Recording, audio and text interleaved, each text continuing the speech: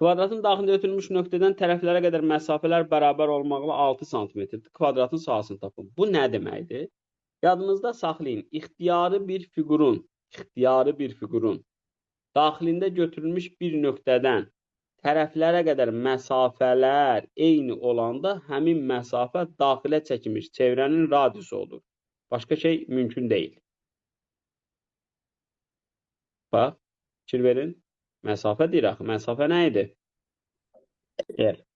Hündürlük. Hamısı deyil eynidir. Bunların dördü də eynidir. Dördü də eyni olanda deməli bu elə balaca yerdir. Yəni elə bir yerdə toplayanda bu 12-dir. Görürsən ki, tərəf nə qədərdir? 12-dir. 12 olanda nə qədər eləyəcək? Yəni daxildəki nöqtədən tərəflərə qədər məsafələr eynidir deyəndə o balaca yerdir. Təpələrə qədər məsafələr eynidir deyəndə o böyük yerdir. Bildik?